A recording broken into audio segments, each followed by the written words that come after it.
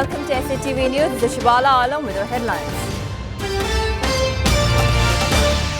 Brunei Sultan coming tomorrow for a 3-day visit. Bangladesh to roll out red carpet welcome. China reluctant about Teesta project due to sensitivity, said Li Jiming. Misunderstanding must be removed. Explosion at Gazipur filling station. 1 dead, 4 others suffer burn injuries.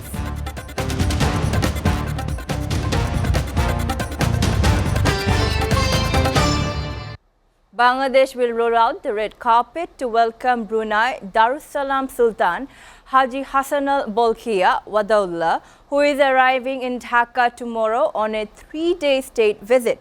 President M. Abdul Hamid, along with some senior ministers and high civil and military officials, will receive the Sultan, who is expected to land at Hazrat Shahjalal International Airport at 12 noon via very special VVIP flight. Brunei Sultan will be accompanied by the royal family members, ministers of various ministries of Brunei and high-level government officials. Sultan Wadaullah is making his maiden tour to Dhaka at the invitation of the Bangladesh President and Prime Minister Sheikh Hasina. Personnel drawn from Bangladesh Army, Navy and Air Force will offer him a guard of honor as part of the welcome ceremony at the airport, from where he would be escorted to the National Martyrs Memorial at Shava on the outskirts of the capital in the motorcade. Later, the Brunei Sultan will place wreaths in memory of Bangladesh's 9-month-long 1971 Liberation War martyrs at the National Martyrs Memorial in Shawar, planting a sapling and signing the visitors' book there. From there, the Sultan is scheduled to stay at Hotel Intercontinental in Dhaka. The Sultan will hold a meeting with President Abdul Hamid at the Credential Hall of Bangabandhu at 7 p.m. on the day. The head of the state will host a state banquet and cultural function in honor of the Sultan at Darbar Hall. On October 16, Sultan Wadaullah will visit Bangabandhu Memorial Museum at Dhanmondi to pay homage to Bangladesh's founding father, Bangabandhu Sheikh Mujibur Rahman. Brunei Sultan will hold restricted level talks with Prime Minister Sheikh Hasina. Mentioning that BNP's elusive dream of ousting the government will never be materialized, Army League General Secretary and Road Transport and Bridges Minister Obaidul Qadir has said Sheikh Hasina government will remain in power as long as the country people want. The Army League General Secretary, in a statement on Friday, said BNP leaders are talking loudly without understanding the reality of the global crisis and are trying to do politics by capitalizing on the sufferings of the people. He said that the government would not be ousted merely by the words of BNP leaders. Criticizing the BNP Secretary General, Qadir said the crisis caused by the Russia-Ukraine war has created a global impact. All the countries of the world are dealing with the crisis. As Bangabandhu's daughter, Sheikh Hasina asked to take precautionary measures in advance and increasing the production of food as she is a visionary leader, said Qadir.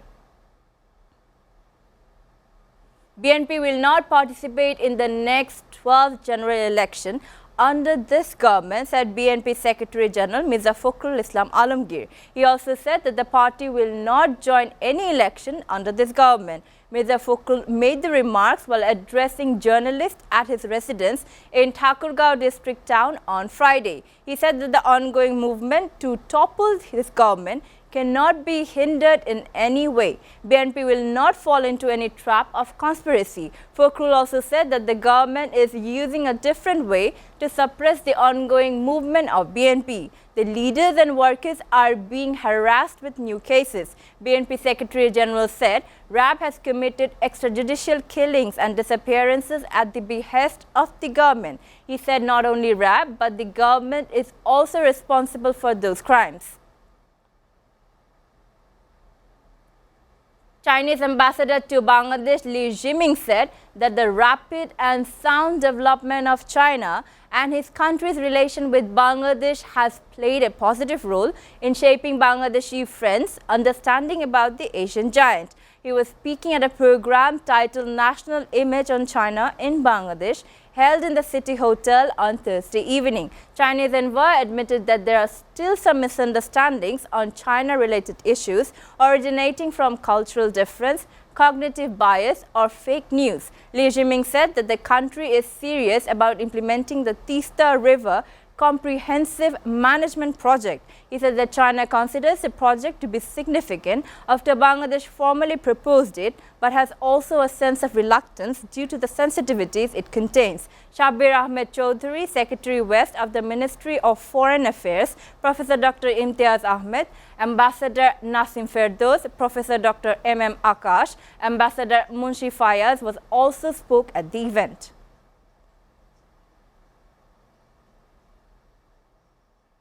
One of the 7 victims of the Gazipur filling station fire died at Sheikh Hasina National Institute of Burn and Plastic Surgery in the capital early Friday. The deceased was identified as Atikul Islam, a resident of Maulavi Bajar district. Mitu, who sustained 100% burns, breathed his last at 8 a.m. On Thursday evening, the fire was triggered by an explosion that occurred in a cylinder-laden van while refueling gas at Wahed Ali filling station in Gazipur Borobari area. 3 firefighting units brought the blaze under control around 8 p.m. The 7 people who sustained burn injuries in the fire were all standing nearby. Later, 5 of the injured were shifted to Sheikh Hasina Burn Institute in a critical condition. The other injured undergoing treatment are Alamin, Anwar, Sirajul Islam and Parvez.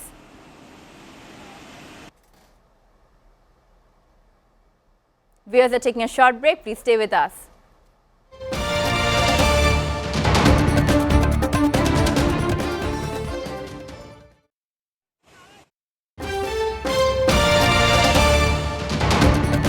Welcome back. You're watching SATV News. Now news from abroad. A shooting on Thursday in North Carolina's capital left at least 5 people dead, including an off-duty police officer, officials said in the southeast U.S. city, adding that the suspect had been captured. The mayor of Marianne Baldwin said that the shooting occurred near the Neuse River Greenway, a popular trail in the area. This is a sad and tragic day for the city. Just after 5 p.m. today, multiple people were shot, she told a press conference. The police department has confirmed 5 fatalities. One of them was an off-duty police officer, she said, adding that the shooter had been contained in a residence in the area by police. The police department soon after tweeted that the suspect has been taken into custody. Among the wounded was a canine officer who had been taken to the hospital but did not suffer life-threatening injuries.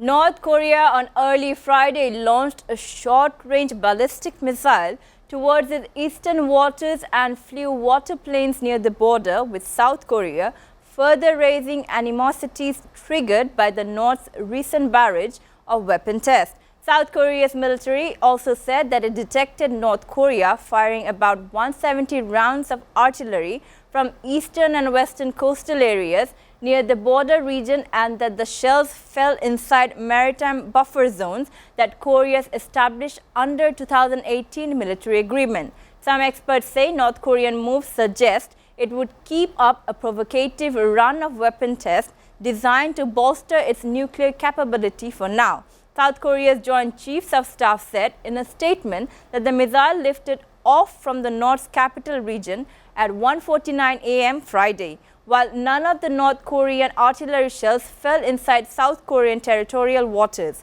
it is a clear violation of the 2018 agreement.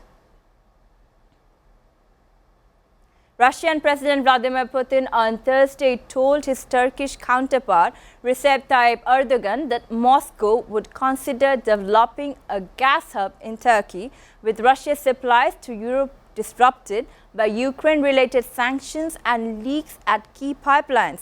Russian leader told Erdogan at a face-to-face meeting in the capital of Kazakhstan. Erdogan has aimed to retain open dialogue with Russia and Western countries since the start of Russia's invasion, despite an array of differences including conflicts in Syria and everywhere. Gas prices have skyrocketed since the beginning of Russia's war, and Europe has struggled to find alternative energy supplies after Russia strangled deliveries in response to Western sanctions.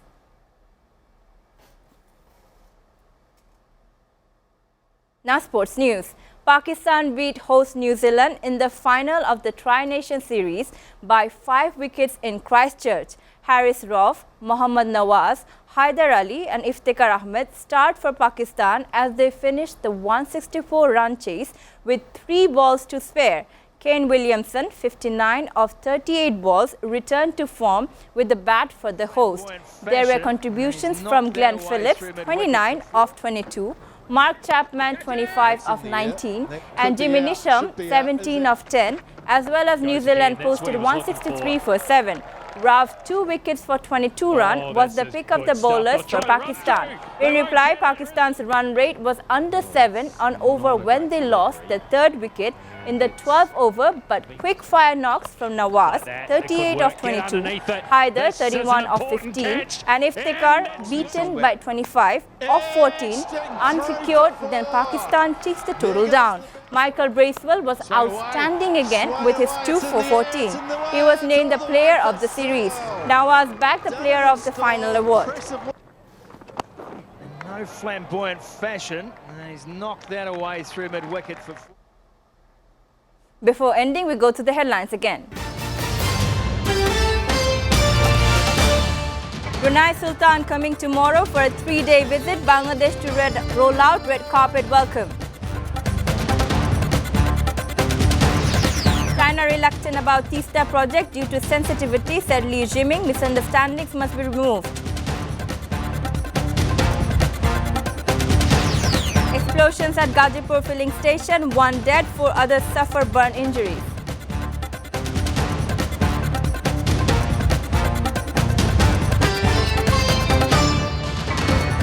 You're up to date so far here on SATV News, and to know the latest news, visit www.satv.tv. Stay with SATV.